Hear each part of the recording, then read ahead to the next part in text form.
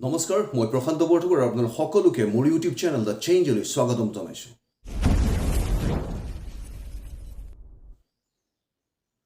আজি এটা বহু পুৰণি সৰু কালতে পঢ়া এটা কবিতা পঢ়িলোঁ, স্কুলৰ দিনৰ কবিতা। আপোনালোক হয়তো বহুতেই সেই কবিতাটো পঢ়িছে। কবিতাটো আছিল এনেধৰণৰ: নোৱাৰো কথাটি হেৰা বেয়া কথা বৰ, কদাপি নহয় সিটি কথা মানুহৰ।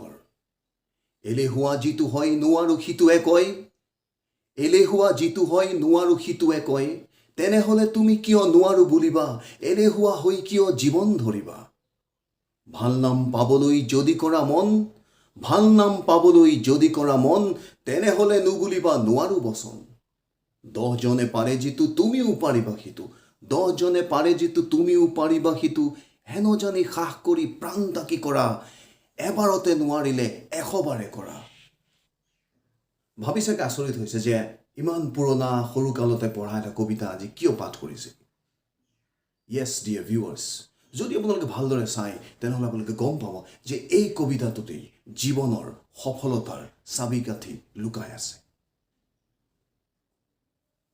তই নোৱাৰিবি, এইটো তোৰ দ্বাৰা নহয়, এইটো নকৰিবি, এইটো তোমাৰ কাম নহয়, তুমি নোৱাৰা ইত্যাদি বিভিন্ন ধৰণৰ কথা আমি ডাঙৰসকলে সৰুসকলৰ আগত বিভিন্ন সময়ত কৈ আহোঁ।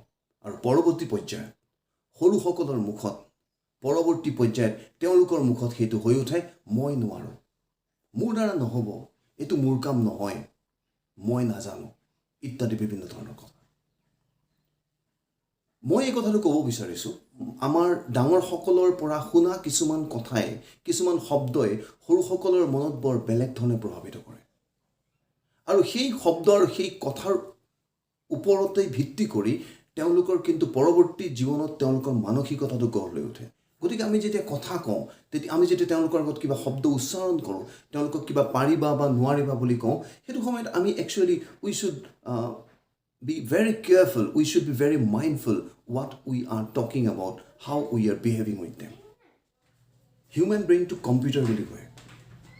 আৰু ধৰি লওক আপোনাৰ সন্মুখত এটা কম্পিউটাৰ আছে, কম্পিউটাৰ এখন স্ক্ৰীন থাকে, তাৰ সন্মুখত এখন কীবৰ্ড থাকে, কীবৰ্ডখনত আপুনি লিখিব বিচৰা কথাবিলাক আপুনি ইনপুট কৰে, আৰু আপুনি ইনপুট কৰা কথাবিলাক কম্পিউটাৰ স্ক্ৰীনত ওলায়, আৰু সেইটো আপুনি প্ৰিণ্টাৰ দিলে প্ৰিণ্ট আউট সেইটোৱে ওলাব আপুনি স্ক্ৰীনত যিটো লিখে।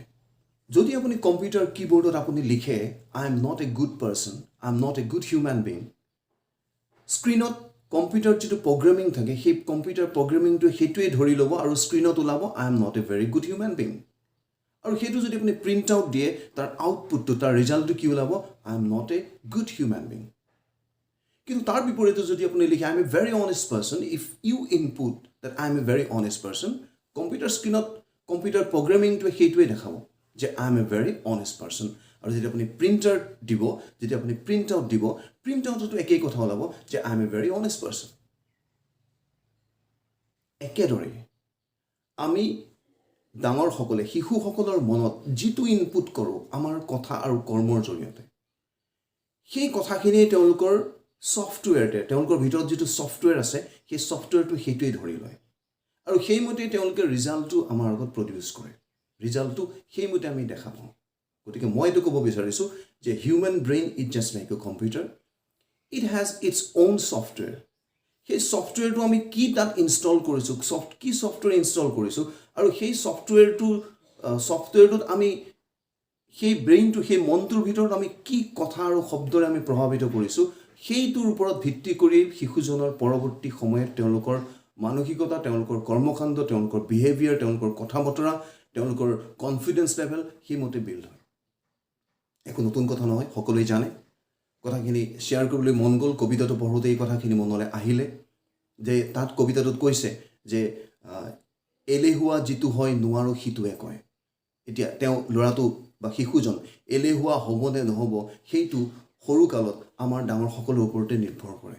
আমি তেওঁলোকক কেনেধৰণে গাইড দিছোঁ, কেনেধৰণে কথা পাতিছোঁ, কি শব্দ তেওঁলোকৰ আগত উচ্চাৰণ কৰিছোঁ, উৎসাহমূলক কথা কৈছোঁ, তেওঁলোকৰ আগত যিখিনি আমি কথা কৈছোঁ, যিখিনি কথাৰে তেওঁলোকক আমি হয়তো সমালোচনা কৰিছোঁ, সেইখিনি পজিটিভ নে কনষ্ট্ৰাক্টিভ নে ডিষ্ট্ৰাক্টিভ।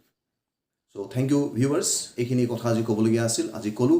যদি আপোনালোকে মোৰ কথাৰ লগত একমত তেতিয়াহ'লে যদি আপোনালোকে এই কথাখিনি শুনি ভাল পাইছে যদি আপোনালোকে ভাবে হয় মই ঠিকেই কথা কৈছোঁ তেতিয়াহ'লে আপোনালোকে কাইণ্ডলি কমেণ্ট বক্সত উল্লেখ কৰিব পাৰে আৰু যদি ভাল লাগিছে ভিডিঅ'টো তেতিয়াহ'লে লাইক কৰিব শ্বেয়াৰ কৰিব কমেণ্ট কৰিব আৰু মোৰ পৰৱৰ্তী ভিডিঅ'সমূহ পাই থাকিবৰ কাৰণে দ্য চেঞ্জ নামৰ ইউটিউব চেনেলটো ছাবস্ক্ৰাইব কৰিবলৈ নাপাহৰিব থেংক ইউ ছ' মাছ আকৌ লগ পাম